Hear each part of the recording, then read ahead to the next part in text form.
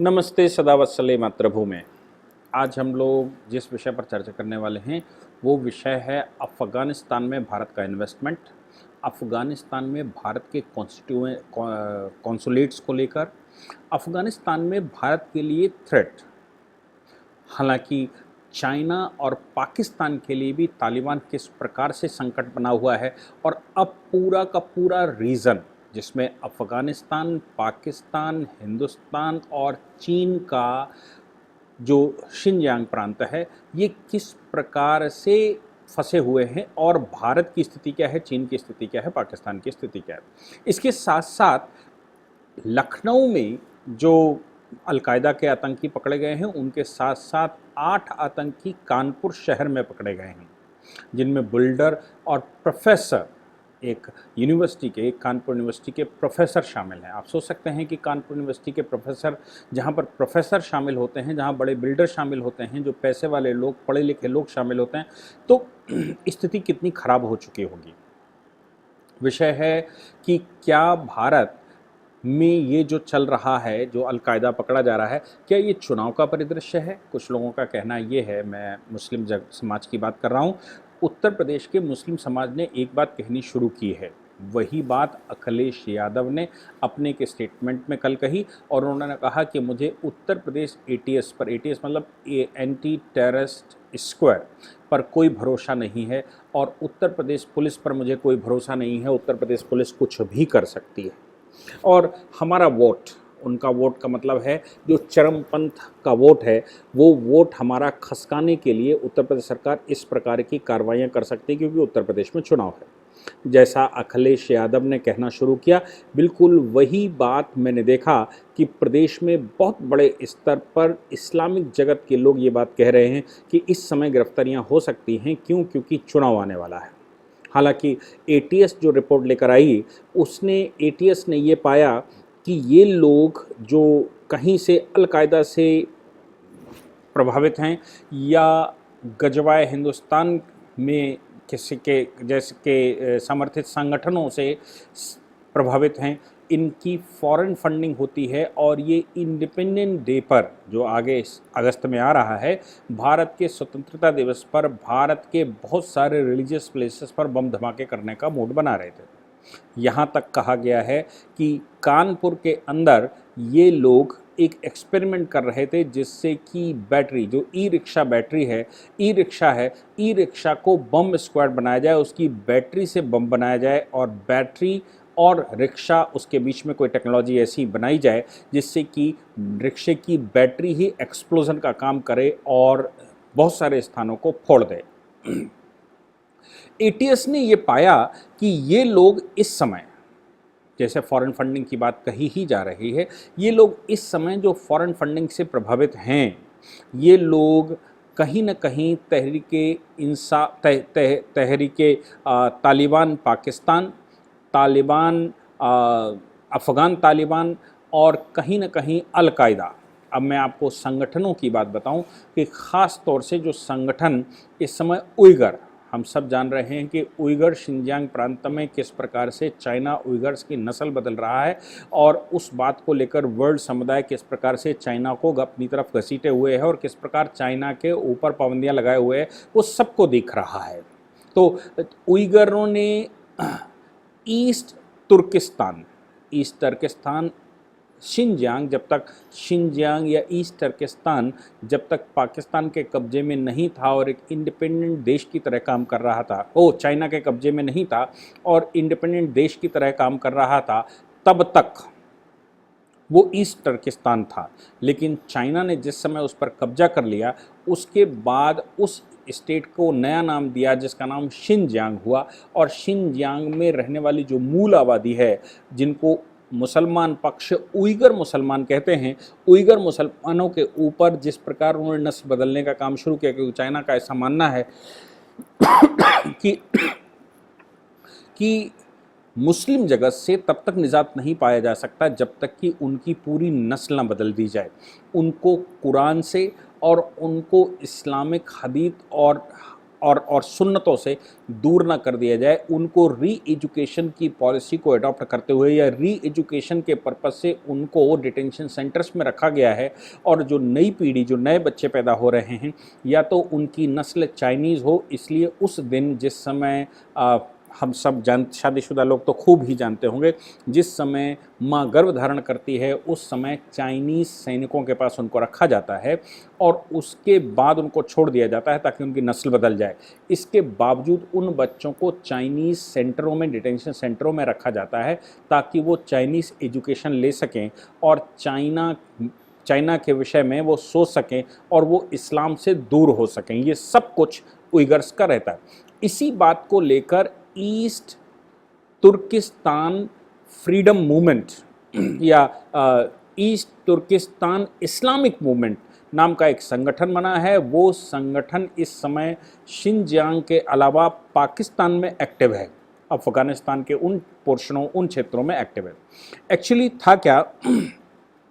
कि ये सारा का सारा प्लान बनाया हुआ पाकिस्तान का था। पाकिस्तान चूंकि हिंदुस्तान से अलग हुआ और वो चूंकि नया मुल्ला था, इसलिए उसको ये लगता था कि वो संसार भर को इस्लाम में नेतृत्व कर सकता है। वो पाकिस्तान इस्लाम के ओरिजिनल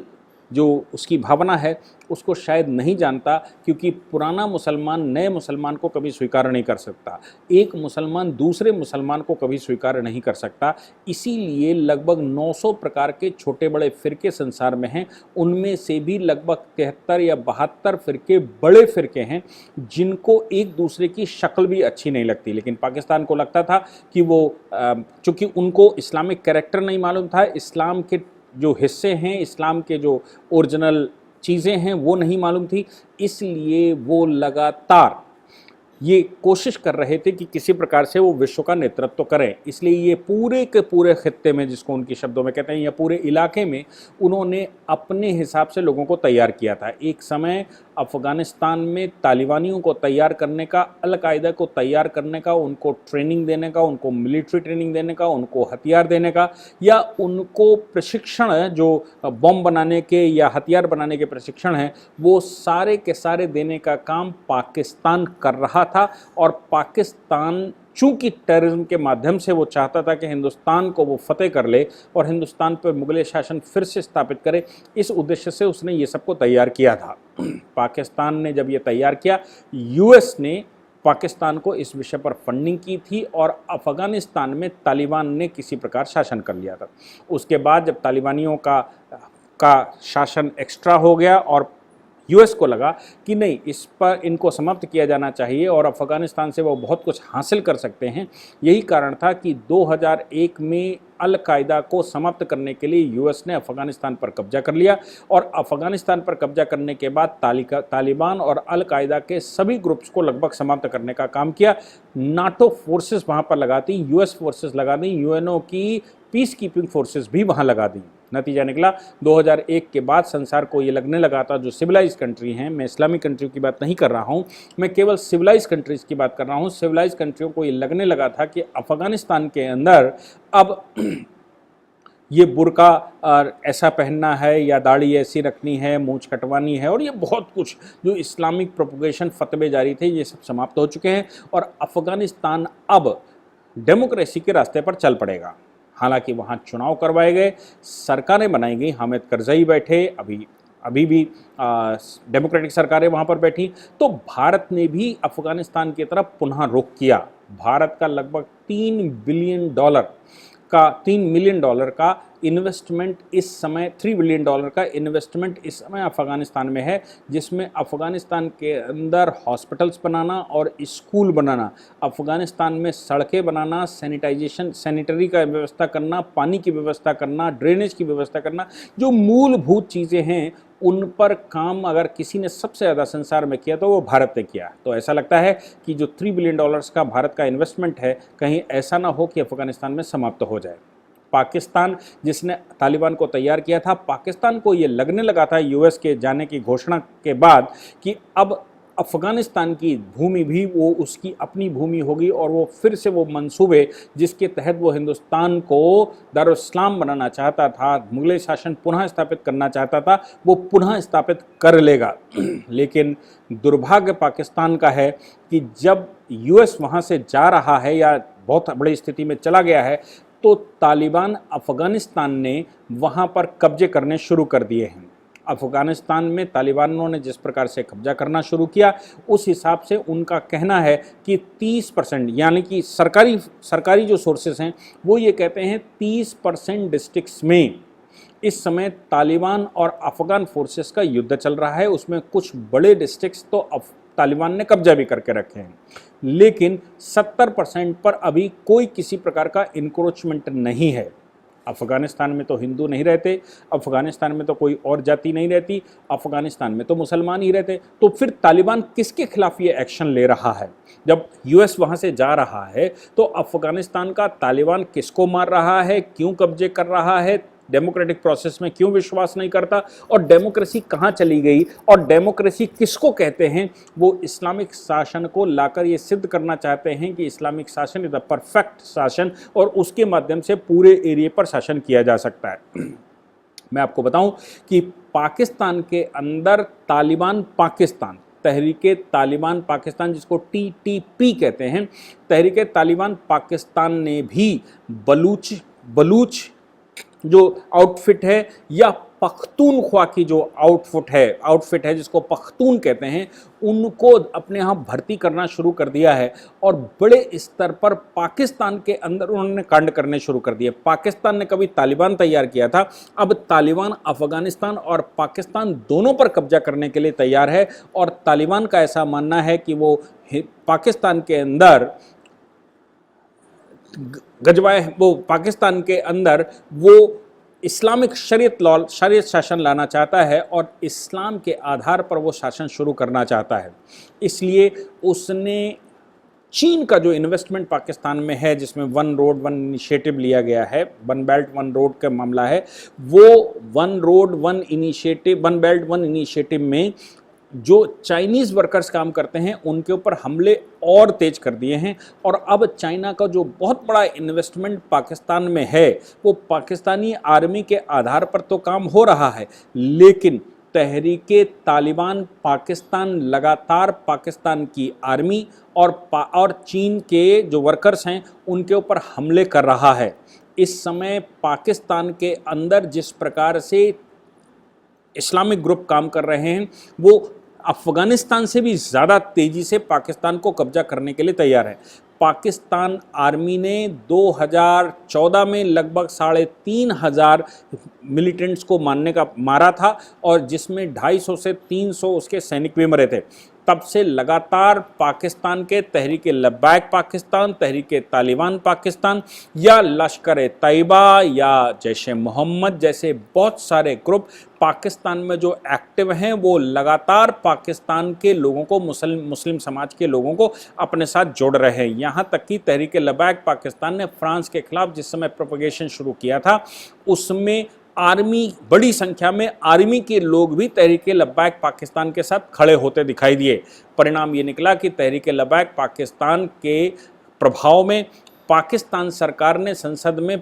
फ्रांस को बैन करने का बिल लाने की ठानी और इस प्रकार से तहरीके लब्बैक पाकिस्तान किसी प्रकार से शांत हुआ। मतलब कहने का कुल मिलाकर यह है कि तहरीके लब्बैक पाकिस्तान के साथ चूंकि आर्मी के लोग खड़े हो गए, तहरीके तालिबान पाकिस्तान के साथ आर्मी के लोग खड़े हो गए, तो अब पाकिस्तान के अंदर कौन शासन करेगा, कैसे शासन होगा और डेमोक्रेसी कैसे बहाल होगी, ये किसी को भी नहीं मालूम। और पाकिस्तान के सियासतदान चूंकि इस्लामिक शासन लगातार बोलते आए, इसलिए ये आउटफिट लगातार ये कहते आए हैं कि किसी न किसी तरह से यहाँ शरीयत का लॉ आना चाहिए। अगर शरीयत लॉ नहीं आया तो पाकिस्तान बनाने का उद्देश्य विफल हो रहा है। और जो पुरानी व्यवस्था है जिसमें कंदहार से फोर्सेस शुरू होती थी और वो हिंदुस्तान पर हमला करती थी, उइगर मुसलमान जो कि ईस्ट तुर्किस्तान पर हमला किया करते थे या वहाँ पर शासन करते थे, इस्लामिक शासन करते थे, उन सभी के इस समय हौसले बुलंद हैं क्योंकि यूएस आर्मी वहाँ से जा रही है। और जो इस समाज के मीडिया ग्रुप्स हैं वो लगातार ये प्रोपोगेट करने की कोशिश कर रहे हैं, ये अल-कायदा जैसे चैनल्स लगातार ये बताने की कोशिश कर रहे हैं कि अफ़गानिस्तान में तालिबानियों ने 70% एरिया पर कब्जा कर लिया है और अफ़गानिस्तान की सरकार कुछ नहीं कर पा रही है और तालिबान वहाँ पर शासन करना चाहता है या शुरू कर सकता है। हालांकि अफ़गानिस्तान के जो भारत में राजदूत हैं उन्होंने भारत सरकार से बात करते हुए कहा है कि हम तालिबान से बात कर रहे हैं अफ़गानिस्तान में, अगर तालिबान से बात हमारी विफल होती है तो हम भारत से सहायता मांगेंगे कि भारत हमारी सहायता करे ताकि अफ़गानिस्तान में डेमोक्रेसी बहाल रह सके। मुझे लगता है कि इस प्रकार का स्टेटमेंट अगर उनका आ रहा है तो इसका मतलब ये हो गया कि अभी स्थिति अंडर कंट्रोल है और जो मीडिया रिपोर्टें दे रहे हैं वो गलत तरीके से दे रहे हैं ताकि लोगों के हौसले बुलंद हों, हिंदुस्तान के अंदर अलकायदा के लोगों के हौसले बुलंद हों, जो खुरासान मॉडल है भारत में इस्लाम का उनके हौसले बुलंद हों, पाकिस्तान के अंदर हक्कानी ग्रुप के हौसले बुलंद हों या वहाँ बलूच आउटफिट के हौसले बुलंद हों, वहाँ पख्तून जो आउटफिट हैं उनके हौसले बुलंद हों, भारत में सिमी जैसे ऑर्गेनाइजेशनों के हौसले बुलंद हों और भारत, पाकिस्तान, अफ़गानिस्तान और शिनजियांग इन सभी जगहों पर एक इस्लामिक एक खुरासान मॉडल, आपको खुरासान के बारे में बताऊं कि खुरासान भारत के वो शिनजियांग का जो क्षेत्र है उसके ऊपर के क्षेत्र को खुरासान कहा करते थे। खुरासान का कभी शासन यहाँ पर हुआ करता था और खुरासान लगातार पूरे के पूरे